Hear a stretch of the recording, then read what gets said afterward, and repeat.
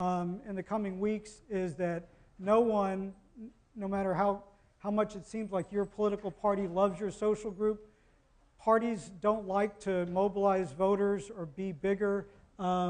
So no one is really ideologically committed to voting rights. That's why the voting rights struggle is kind of an unending one. Okay, see you all Monday.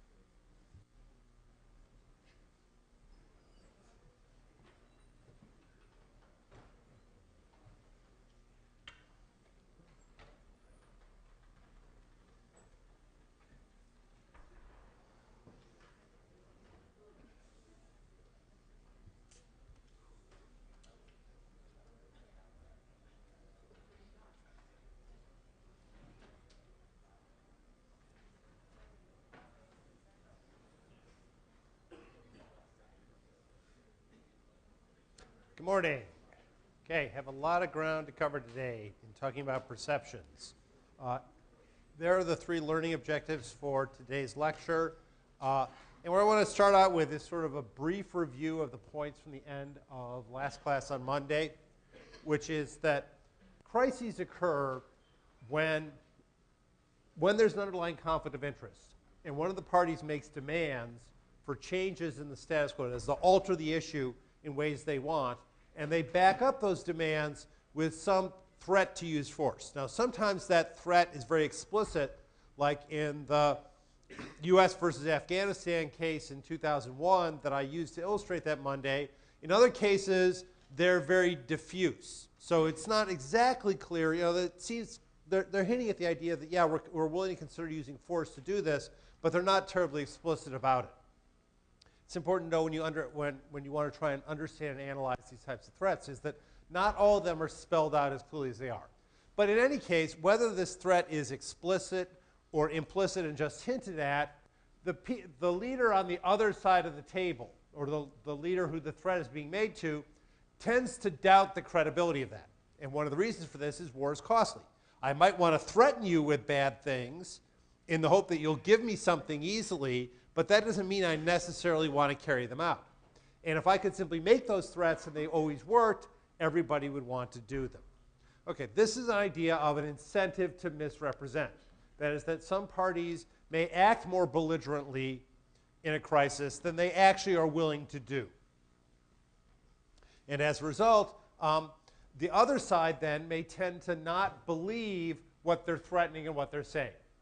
Okay, so the credibility of a threat is essentially a matter of perception by the other side. You know, does the target think that the party making the threat is one that will actually carry it out?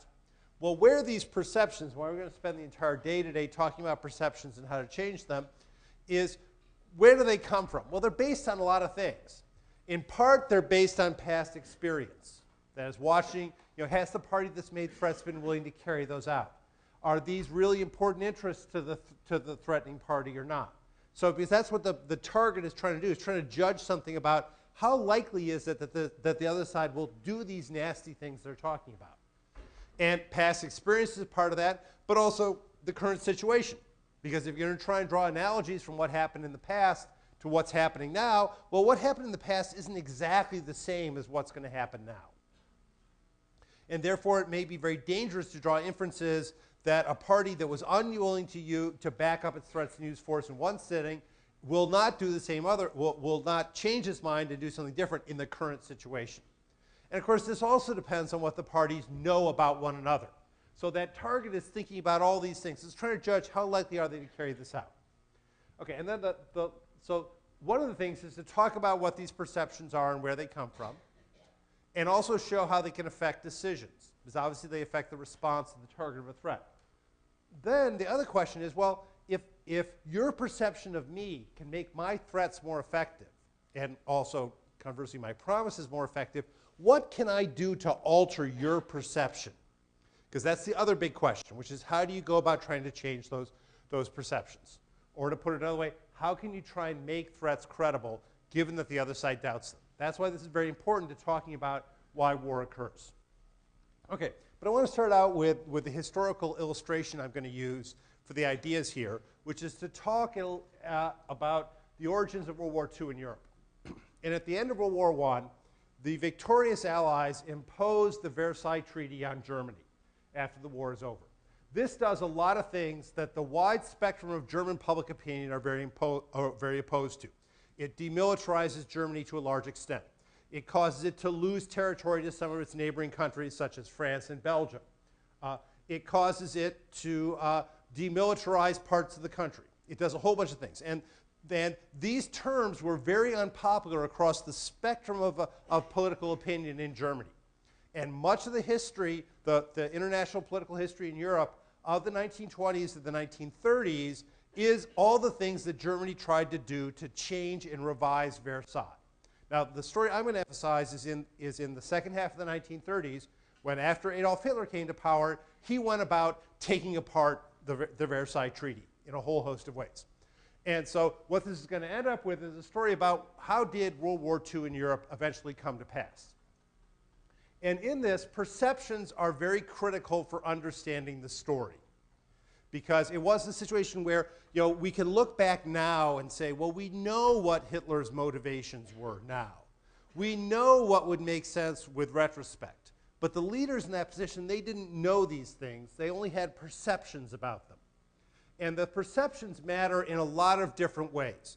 The one I'm going to spend the most time talking about is for Britain and France. That is the parties who were, primary parties in the negotiation of Versailles. They were the two main victorious allies, along with the United States and Italy, in World War I. They imposed Versailles on Germany. For them, the perceptual question is, what exactly were Hitler's objectives? And that's the story I'm going to elaborate and build up on. But there are also other perceptual stories that are very important for thinking about the history of the second half of the 1930s. One, from Hitler's point of view, were the Allies actually willing to fight to stop Germany's expansion? Or would they always back down? That too is a perceptual question. And then finally, for all of them, another perceptual question that matters here is, what exactly was the military balance? I'm going to pick up on that one in about, I think in about a week or so, when I talk a little bit about the evolution of the military balance in the 1930s as an example of security policy. But that also matters, because one of the things that wasn't so clear was how strong were the countries relative to one another. Because that also affects the credibility of the threat. If you're a lot more powerful than the other country, you're likely to win, probably at low cost. It's much more tempting to actually use force and carry out threats. Okay, so here's what the story is roughly. I'm going to do this with the map. And so among the terms that Versailles imposed was that the Rhineland, this area here, that west of the Rhine River and also a strip here east of the Rhine, was demilitarized. Germany wasn't allowed to put troops there. And that was designed as a measure to try and reassure France and Belgium that Germany couldn't launch a sneak attack. And so the first thing that Hitler did, he came to power in 1933. In March of 1936, the first step to undo Versailles was he marched troops into the Rhineland. Now at this point, Germany had not been able to build up its army very much. It was basically a bluff. Hitler understood that if the British and the French stood up to him, that he would have been in a very bad military position and he would have had to back down. But they didn't, in part because the British, neither side knew what the military balance was. They knew Germany had started to rearm. They didn't know how far it had gone. And neither of them had great confidence or any great willingness to fight another long, costly war the way that World War I had been. The British also saw that this movement by the Germans was not so bothersome. After all, it was part of Germany they were putting their troops in. Whereas the French were much more alarmed about this. But the French were unwilling to act without British support, because they felt themselves isolated. And they allowed the remilitarization of the Rhineland. About 2 years after that, in March of 1938, Hitler broke another provision of Versailles by provoking a crisis in Austria and then moving his troops in. Austria is ethnically German. They speak German, the Austrians speak German alike. And in fact, Hitler was actually born in Vienna. But out of this, one of the provisions of Versailles is they weren't allowed to unify in what would be known as a Grosse Deutschland, or Greater Germany. That is a country that would bring all the Germans together in one place. So after the Anschluss, which brought Austria into part of Germany, then Hitler turned his attention to Czechoslovakia, or what's now the Czech Republic and Slovakia, and began pressuring them for this border area here known as the Sudetenland, which was heavily populated by ethnic Germans. And the complaint that Hitler made was that these ethnic Germans were being oppressed by the Czechoslovak government, and that therefore they should force Czechoslovakia to cede it into them. Let me see. Okay. Then out of that, at Munich, what happens is that this produces a profound crisis in the summer and early fall of 1938, which is eventually solved by a conference at Munich in which Prime Minister Chamberlain, I believe it's Daladier was the president of France then, go to Munich and meet with Hitler and Mussolini. At which point the British and French agree that they will not back up the Czechs, despite the fact that France has an alliance with Czechoslovakia, and that the Czechs should cede the Sudetenland. Their hope is that this will be Hitler's last demand. Okay, the problem is this doesn't work. And after getting the Sudetenland in the fall of 1938, Then in March of 1939, Hitler provokes a crisis inside Czechoslovakia, which will break the country into two parts, and then has his troops move in and occupy what's known as the rump of Czechoslovakia, this area here. What immediately happens is British and French policy changes very quickly. And within a month, they offer security guarantees as promises to defend Poland and Romania, which are widely seen to be the two most next likely candidates for Hitler to go after. Poland, because it too has some ethnic Germans, and parts of Poland had been part of Germany before Versailles. Romania, because it's the biggest oil producer in Europe at that time. Okay, and of course, if you know the rest of the story where this eventually ends, is that Hitler makes threats to Poland, invades on September 1st, and Britain and France go to war on September 3rd of 1939. Okay, that's the story we're going to get to. But before I can get to talking about how perceptions matter in this story, and why one of the really key developments here is perceptions of the Western Allies of what Hitler's motivations were, and how those perceptions changed through Hitler's actions, I've got to talk a little bit about what perceptions are and how we can think about them. Okay, but before I do that, do an activity first, and again, you can go ahead and vote. So why did Britain and France change policy and extend security guarantees to Poland and Romania when they would not fight for Czechoslovakia? And I've given you 5 different answers here. I think you can see all 5 if I put it right there. And if you want, go ahead and send in an answer.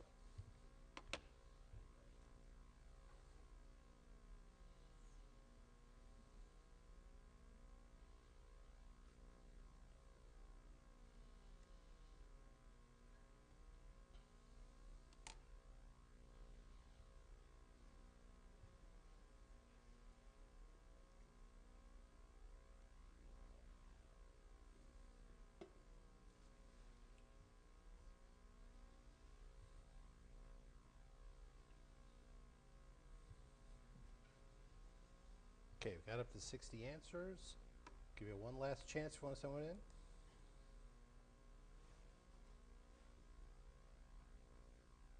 Okay. All right. The most common answer is the story I'm going to develop here, which it looks like that's about a little bit over half of you, is that they realized they had to fight Hitler. And that's going to be the story, that's the perceptual story I'm going to develop. There are elements of truth to part A, which I'll talk a little bit about later. And there's also a little hint of truth about part B here. Actually, in this case, the one serious answer that's actually incorrect here, although you have to know the details case, is that it's not clear that Poland and Romania were more important to them. And I'll try and elaborate some of that story later. And of course, we only have one joker who chose the joke answer. Okay. There's one in every crowd. Okay, so to do this, I got to talk a little bit about perceptions. And perceptions exist and matter because actors are uncertain about the world they operate in. And they can be uncertain about a lot of different key things. They can be uncertain about facts about the world, in part because other countries may try and hide things. So like, exactly how far along is the Iranian nuclear enrichment program? Exactly how much nuclear material they have, what is going on in some of those sites that haven't been entirely opened up to the IAEA. That's a thing about facts. And different people in the United States have different views of that. Those are perceptions. And that's because we don't know these things. But the perceptions that I think in some sense are much more consequential are things like interpretations of facts. So the second perception, if I talk about like the Iranian nuclear enrichment program, is this actually a nuclear weapons program? And is it designed to produce a nuclear weapon at some point for Iran? Now that's a perception about the interpretation of the facts that are there. And it underlies where the real uncertainty is about, which are what are Iranian motivations and preferences? You know, are they actually interested in producing a nuclear weapon? And so there, the thing that in some sense makes the interpretation of the fact difficult is the fact that we're uncertain about exactly what their motivations are and what exactly they're trying to accomplish and what risks they're willing to take to accomplish those things. Now, in some cases, it can also be that you're uncertain about the consequences of your own actions. The one I'll come back to here way, way, way near the end of the course is when I talk about international environmental affairs. One of those things we're uncertain about is what are the consequences of different types of environmental policies.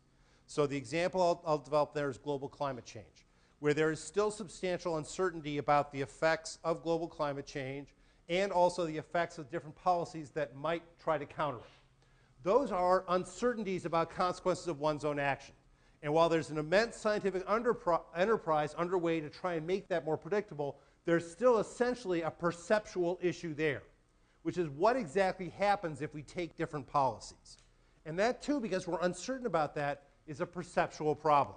And I'll give you an example later in the environmental one of how perceptions here got changed on a different environmental issue, which is the Montreal Protocol and the protection of the ozone layer. Okay.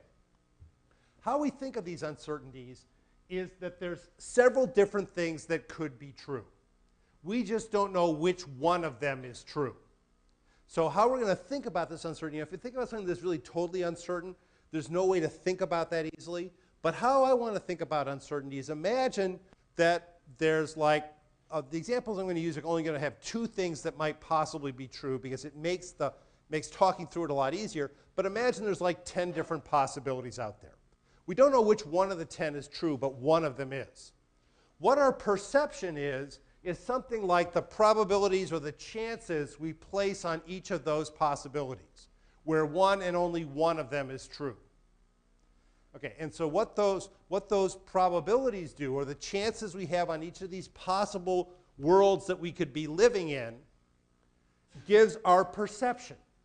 And so like if out of these 10 things we think number one is really, really likely and put 90% of the weight on that, then that says we're not certain what the world really looks like, but we're pretty confident about it. On the other hand, if across these 10 possibilities, if they all have a 10% chance in my perception, I really don't know which one of them is going to happen. I think they're all equally likely. Okay, that's an idea of thinking about a perception in that fashion. It's a way to deal with how do people think about uncertainty. Okay, so here, one way we can think about this is I'm going to go back to here's our threat game. And now what we're going to have is we're going to have two possibilities, or what I'm going to call two types. And so the problem is B, the poor target of this threat, doesn't know if it's facing this type, a resolute A, that is one that will carry out the threat if it has to, or whether it's facing another type, which is an irresolute A, which will back down if you defy it and force it to carry out a threat or back down. So here's our two possibilities. We're going to call them two types. There's a resolute type and there's an irresolute type. And that in thinking about those, how likely you think this one is versus this one says a lot about how credible B thinks that A's threat is, right? So if you think there's a 75% chance you're up here and a 25% chance you're down here, you're pretty confident that A's resolute and will carry out the threat. So you think the threat's pretty credible. But again, you're not certain. It might be you actually are facing this type, you just haven't realized it yet. Okay, so the relative chances there is B's perception, or to put it another way, it's the credibility of A's threat, which is B's perception of whether or not A will actually carry through. And again, the key idea is B doesn't know which one of these is true. If you knew which one was true, life would be easy. But part of what makes it hard is things are not certain, and you have to have perceptions about them. Okay, this takes us to the fourth principle, which is that perceptions matter and they're hard to change. And the key thing out of this is an actor's perceptions influences what it will do. So again, a week from today, when I start talking about like international rivalries, there's one, those are pairs of countries where both countries have perceptions that the other is hostile to them, has hostile intent and the means to do it. And that's why they're worried about one another. That's why they're rivals. That's why they're in competition. And there you see that perception of hostility or rivalry influences what they do. So for example, if you think again about the US and Iran, part of the reason why many in the US are very suspicious of the Iranian nuclear program is the United States and Iran have had hostile perceptions of one another going back to at least the Iranian hostage crisis in 1979. And the same thing is true about the Iranians, because there's those in Iranian politics who say, look, you can't trust the Americans. They're just trying to work these deals, and we have to protect our interests because you cannot trust anything they do. And that's a perception that the Iranians have that they will trace back into the days of the Shah, who was overthrown in 1979, and way back, that you cannot trust the Americans, going back as far as the 1950s. That's perception. It influences what they do. That's part of the reason why those negotiations are so difficult to do. Okay, in the area I've developed in the previous slide, do you actually believe that another actor's threat is credible? If you do, if you have the perception that they're very likely to carry it out, you're much more likely to do what they want than if you don't. Okay, and that way perceptions matter. Now the trick is, these perceptions don't come, they're not picked out of thin air. They're based on some sense of prior experience, and they combine that prior experience with judgment about the current situation. So again, in the US-Iran case, those perceptions of hostility on the part of both parties are based on decades of experience with one another, where both countries have done really nasty things to the other. And so they're not just, well, those Iranians, they just look like shifty guys. It's much more that we have a prior history with these people, and we don't trust them for a reason. And we doubt what their real motivations are, and we don't think the words they're telling us are sincere. Okay, so they're based on that experience. Now, what this means is changing an actor's perceptions is a really powerful thing when you can do it. But it's really hard to do because you're going against all this prior experience. So, for example, to get lots of people in the United States to trust the government of Iran is really tough because you've got like over 35 years of mutual hostility between the two sides, where they've been able to work together on occasional issues, but not very many. So even if the Iranians were perfectly honest about things and wanted to reveal that, it's difficult to do because the other side has a perception of hostility and believes that they're trying to trick them. Okay, that's why persuasion is difficult. Okay, now, what's key about this is, well, how might I persuade someone and change things? Well, if these possibilities or these types drive behavior, then you might be able to infer things about what type I am from what I do. So, for example, in the Iranian case, one of the things that produces a lot of suspicion in the West is that at different times, the US and its allies have revealed secret nuclear sites inside Iran, where they had enrichment facilities in addition to research facilities. One way you could try and change that is, and that's one of the things that builds up that suspicion of Iranian motivations, is that in the past they've done things like this. Now, to overcome that's difficult. So imagine you had a truly, an Iranian government that simply wanted a peaceful nuclear program. Well, they might be able to take steps that would convince even the doubters in the West of the sincerity of their intentions. But those are hard to do. And there's a variety of things. That's why it's hard. But you might be able to learn things if they took really dramatic actions that really convinced you. Okay, so what this is learning in perceptions takes a backwards inference from looking at what a party does and trying to infer what type it is from what it has done. Because if its type influences what it does, that is the fact that you might have an Iran that simply wants a peaceful nuclear program or one that wants to build a bomb. Now, if the one that simply wants a peaceful program can take actions that the one that wanted to build a bomb never would, I can learn things about it out of it because I'm inferring its type from its actions. And then the key question is, which type would take this action? And so here the key thing we want to develop is what's going to produce persuasion, is what sort of observation change perceptions the most? Okay, the first case is when both types of actors take the same action. Then another actor can't learn anything about its type when it sees that action. So if so I'm going to talk about this with two types because that's the easiest way to do it. So I have this I have a type of Iran that only wants a peaceful nuclear program. I have another type of Iran that really wants to build a bomb. If they would both do the same thing, like, for example, enrich uranium to produce the material to build nuclear bombs out of, I can't learn what type I'm facing if they do the exact same thing. Okay, the fancy term for this is pool. And that's because all the types are operating like they're in one pool where you can't tell them apart because they all do the same thing. And so they pool together. And because they do the same thing, you can't tell.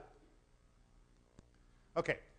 On the other hand, if they do totally different things, so an example of pooling here is both of them would presumably, let me go back screen. An example of pooling here in the Iranian nuclear case is both the type of Iran that simply wants a peaceful nuclear program and the type that wants to build a bomb, both of those will complain about Western sanctions and ask them to be lifted. That's pooling, because that demand doesn't tell you which type you're facing. And both of them may bitterly complain about the injustice of this. So you, as someone in the West, you can't tell which type you're up against. On the other hand, if they do totally different things, they separate. And so they separate when they do totally different things. So for example, at one point, there were different proposals on the table in which, I believe this was made by Russia about 6 years or so ago, in which Iran would import all its enriched uranium to Russia. And in return, Russia would supply it with sufficiently enriched uranium for the various peaceful uses of nuclear power or nuclear materials, such as nuclear power through like generating electricity that way, or alternatively research facilities and facilities that could produce isotopes for medical purposes. The Iranians didn't accept that. That's a sense of separation. If they had a peaceful program, they might have said, fine, we'll do that. This solves the problem. But if they wanted to build a bomb, they wouldn't want that because that would close down that road. That's an idea of separation. Okay.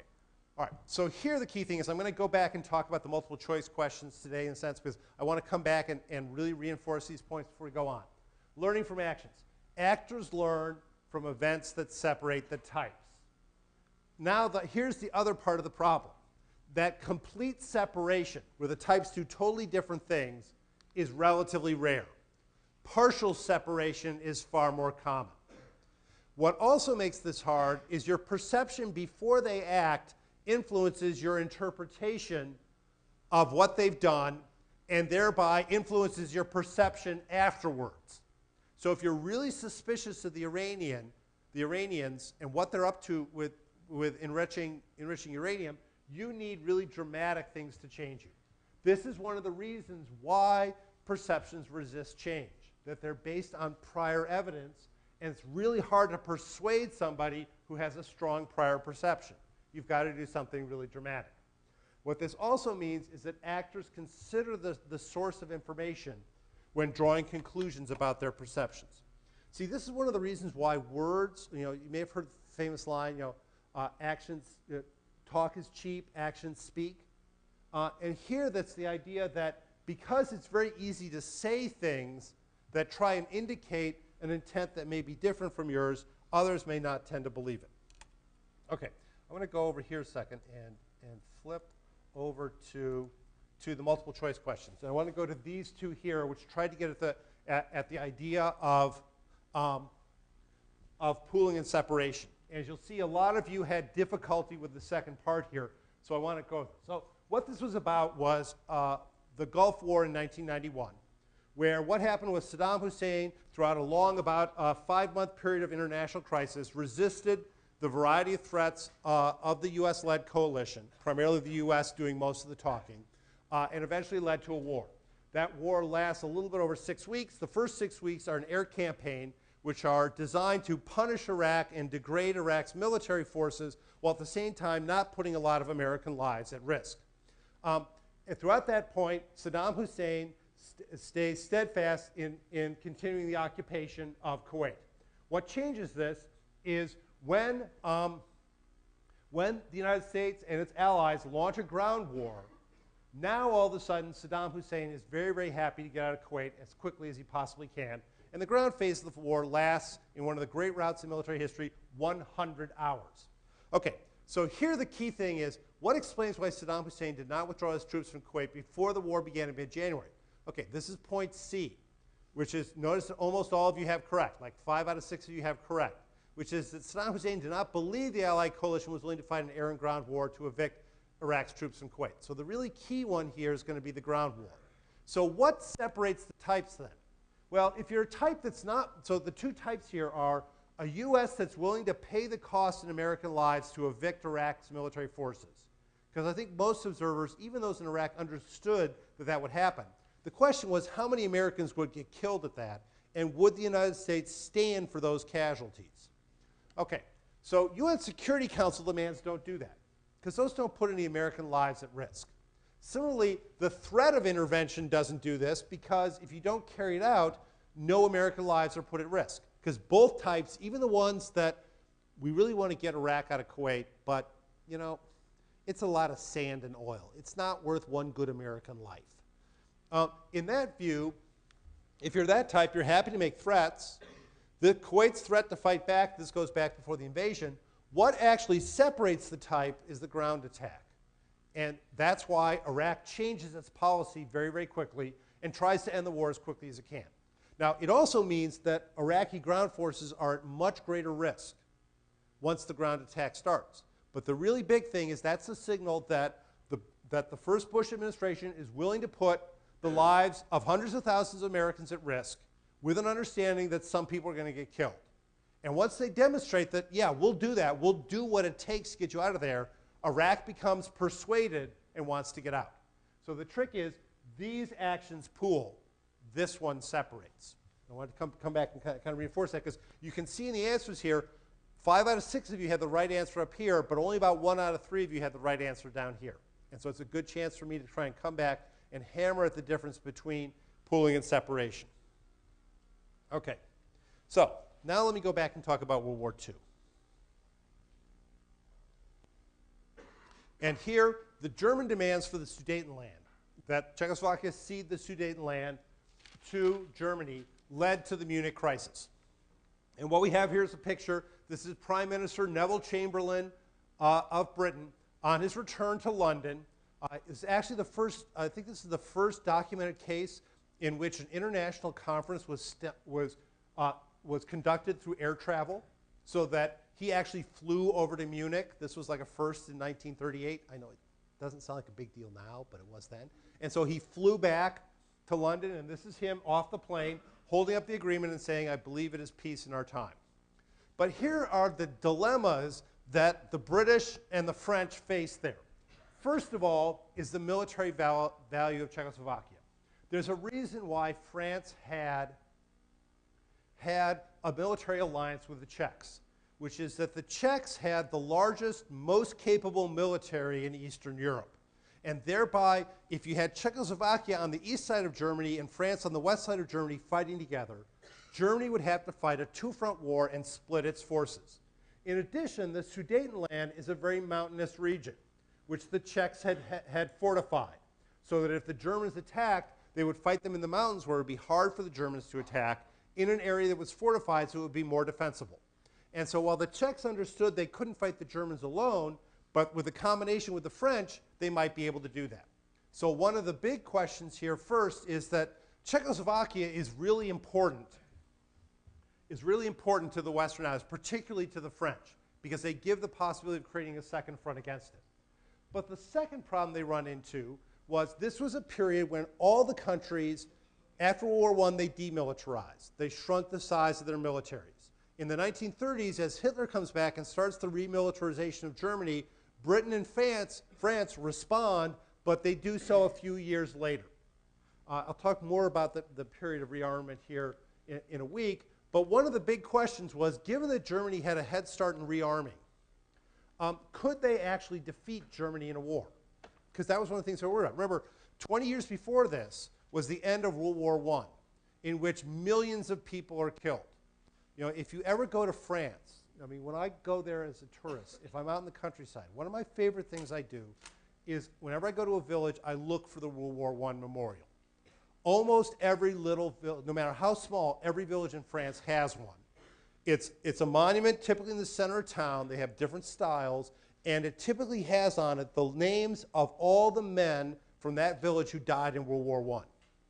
France loses, I believe it's 1.5 million killed, and a substantial number more maimed on top of that in World War I. It's an incredibly traumatic experience for the French. For the British, World War I is more costly than World War II will prove to be in terms of human lives. And as a result, the British and the French really don't want to fight if they can avoid it. And because they're just rearming, they don't know if they can defeat Germany.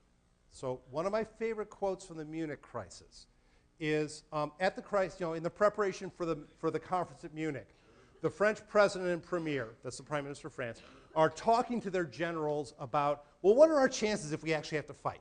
They're trying to think through the process of, well, what happens if we actually do go to war? And if you ever believe that generals are always militaristic, always remember this quote. They turn to the French head of the Air Force, and they ask him, well, if we go to the Germans, what will happen? If we fight the Germans, what will happen? He goes, I have no doubt that within 2 weeks, the Germans will shoot every one of our planes out of the sky. Basically, no hope. We will get killed if we fight the Germans. Now, part of this was uncertain because they didn't exactly know what the military capabilities were, and they were changing very, very rapidly. But the question I'm going to focus on is how wide were Hitler's ambitions? Did they need to fight now to save Czechoslovakia, or could they avoid war altogether? And remember, what they're trying to avoid here is they don't want to fight World War I again. They don't want to see millions of dead as a consequence of this, and with all the consequences that World War I had after as well. So as a result, one of the key things for the British and the French were how wide were Hitler's ambitions. Okay, to think about this, let's imagine that there are two types of Germany. This is our perceptual problem, because the perception is, what exactly are Hitler's ultimate motivations? And there are two, I'm going to give you, to make this simple, two plausible types out there. One is the real Hitler, which I'm going to call an expansionist or a hegemonic type. This one, the ultimate aim is continental or possibly global domination. We know now that was the correct type of Hitler, but the British and the French back then didn't. Okay, now the key thing out of this is what strategy, that is, what actions would this type take? Well, what you want to do is if you want to overturn the Versailles Order and make Germany dominant on the continent of Europe, if you can get that on the cheap, that's better. So you understand you may have to fight eventually, but if you can get things peacefully, that's better. And so out of this, what you want to do is expand as peacefully as far as you can until the British and the French won't let you push around anymore, and then you're willing to go to war to get what you want. Okay, what's the appropriate British and French response to that? Well, here the trick is you want to fight Hitler with as many allies as you can get. Better to start the war sooner when you can, before Hitler goes around and gobbles up all those small countries in Eastern and Central Europe, because those countries, like Czechoslovakia, might fight on your side, means more armies, a bigger problem for Germany, a better chance of defeating Germany. Okay, now we know with retrospect this was the true Hitler. The problem is there's an alternative type of Hitler, which Hitler did a lot of things to try and encourage a belief in. This was a revisionist nationalist Hitler. Looked like a lot of German politicians in the interwar period. This is somebody who saw Versailles as essentially unfair and excessively punitive to Germany. And that what this revisionist or nationalist German wanted to do was create a greater Germany that would unite all the ethnics together in it, in one country. And here, but the trick is, the British and French aren't going to simply give you all these changes from Versailles. So the only way you're going to be able to get them to give you those things is military pressure. And so what you have to do then is you build up, not because you want war ultimately, or you want to dominate the European continent, but you understand the only way you're going to be able to change the status quo is through coercive pressure, so you do that. Here, the correct response, if you're the British and the French, is this is a type you probably actually don't have to fight. And as a result, you're better off giving them what they want rather than fight a war. Okay, this is, if you've heard the term appeasement, this is basically what the problem of appeasement is it's fundamentally a perceptual problem.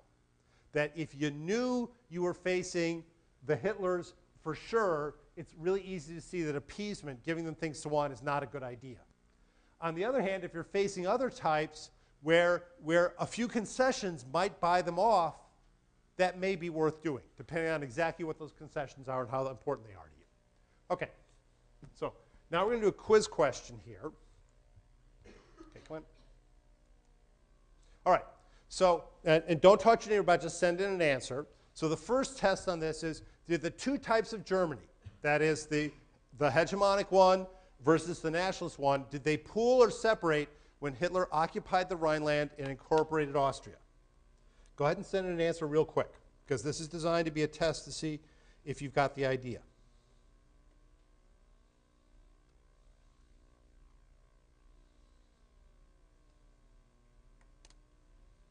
Okay? Okay, we only got 30. Okay, all right, 72. Let's go take a look. Okay, the correct answer, as it looks like about 4/5 of you got, is that they pool. That is, they both do the same thing. The nationalist needs to put pressure to be able to incorporate those German areas in Germany. So does the expansionist Hitler, who wants to get things on the cheap if he possibly can. All right, let's go ahead. All right, so what changed things then after the cession of the Sudetenland? So after the Munich crisis, when it became clear that Britain and France would abandon Czechoslovakia, the Czechs knuckled under. That is, they made a calculation that said, we really don't want to fight Germany alone. Better to give them what we want, and we hope it wants.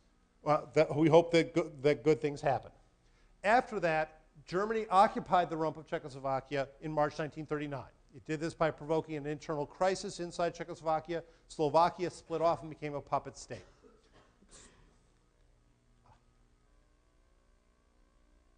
Okay. Here, what's different here is separation of the types. Because the trick is the revisionist Germany, the one that, I'm going to go back a few screens here, this one is only interested in adding Germanys, in creating a greater Germany. Whereas the real Hitler, the expansionistic one, wants to dominate all of Europe and therefore needs those areas. And so out of this is separation of types. Because the revisionist wouldn't occupy the rump of Czechoslovakia, but the expansionist, the real Hitler, would and did. The British and French response to this very quickly then was they extended those security guarantees to Poland and Romania. Now the two big questions that were left here in thinking about for the origins of World War II was, did Hitler view these guarantees as credible? You know, during 1939, he's talked about, do you really think the British and the French will live up to this? He goes, I know my enemies. I saw them at Munich. They are little worms. That's things with no backbone. And as a result, it's not clear that Hitler viewed these guarantees as credible. So now the problem is, now the perceptual problem is, how could the Western powers actually demonstrate that they were committed now to going to war with Hitler, and that that's the problem they go to? Okay, this then takes us to sort of the end of this, over the abyss. And so what happens then during the summer of 1939? So in April of 1939, they extend the security guarantees to Poland and Romania. Throughout the summer of 1939, Hitler ramps up the political pressure on Poland because he wants parts of Poland back that have ethnic Germans in them. That's his excuse, because what he really wants to do is destroy Poland and take it over. During this period, Britain and France then turn to the other party in the East that might be able to help them against the Nazis, that's also opposed to the Nazis, which is the Soviet Union. But during the summer of 1939, as I'll talk about again in a week from now, the attempts to reach an alliance that would bring together Britain and France on one side and the Soviet Union on the other against Hitler failed. And instead, Stalin then, in August of 1939, turns and cuts a deal with Hitler. This is the Nazi-Soviet pact, which is the picture here. It's a picture of the signing of the pact in Moscow in August of 1939. This gentleman here is von Ribbentrop, the foreign minister of Nazi Germany. I hope you recognize Joseph Stalin there. This man is Molotov, who is the foreign minister of the Soviet Union, who's signing the papers at this point. I don't know who this guy is, but on the look on his face, it's kind of like, oh, hey, Joe, I don't trust these Nazi dudes. Okay, and what this does is it guarantees Hitler that the Soviet Union will not intervene against him, and therefore he will have a free hand to dismantle Poland. In the secret provision, now there's also provisions in this that will allow for economic cooperation between Nazi Germany and the Soviet Union. But then the secret codicils inside the treaty also divide up Poland and the rest of Eastern Europe between the Nazis and the Soviets. And in fact, then about 2.5 weeks after the Germans attacked Poland, the Soviet Union attacks across the eastern border, and we have the very, very famous political cartoon by the British cartoonist Lowe, which shows the two dictators, Hitler and Stalin, meeting across the prostrate body of Poland, which has now been destroyed, greeting each other with the scum of the earth, I believe, the bloody assassin of the workers, I presume. That is showing the sort of the mutual distrust between the two. But where did the other part of the story go? So that on September 1st, 1939, Hitler and the Nazis created an incident to justify their invasion of Poland. They launched an invasion of Poland. Britain and France, however, did not declare war immediately. Instead, what happened was they spent the next 2 days trying to figure out if they could undo the Nazi invasion. And then on the evening of September 2nd, Prime Minister Chamberlain and Foreign Minister Lord Halifax go to Commons, that is the main body of Parliament, to report on this. And they explain how all their efforts to try and reach peace do not seem to be carrying out, and that this is just not working. And at that point, as they do this discussion, then, as is the custom in Commons, where after the government speaks, the leader of the opposition stands up and speaks, the head of the Labour Party stands up and says, speaking for the Labour Party, as they typically do there, and someone unknown in the backbenchers, that is the more obscure members of Parliament, cries out, "Speak for England." And within 20 minutes, the Labour leader cuts into them and says, "You don't understand, this is a sacred commitment, we have to go. We have to go to war." And the next day at noon, Britain declares war on Germany, because if they do not, the government will fall, and the new Labour government will declare war. And so Chamberlain and Halifax agree to it, and on the evening of the 3rd, the French go. What's key out of this is notice that the domestic politics inside Parliament are what operate as a commitment device, that they get Britain to live up to its promise, that its leaders, that is Chamberlain and Halifax, were trying very, very as hard as they could to get out of that. Okay. 3 minutes left. All right, so I may come back. Okay. I'm going to come back and talk about some of these on Monday because I'm just about out of time. But I want to come back and do this summary again. And let me tell you a little bit about where I'm going to go. Is here, one of the things that's key in crisis bargaining is that you essentially have this perceptual problem. Are you facing the type that will carry out the threat or the type that won't? And that triggers different responses based on your perception between the two. And here, the key question I'm going to pick up at the end of, or on Monday, is how do you actually separate those two types? That is, if you're really the type that is willing to go to war and carry out the threat, how do you separate yourself from this type, the one that isn't willing to do that? Okay, and I think at that point I will stop. So on Monday, I'm going to come back and talk about this perceptual side in crisis bargaining. I then want to develop another second story about why parties might not be able to reach a specific settlement in the zone of agreement that has to do with a commitment problem. And then I'll come back and tie this all together.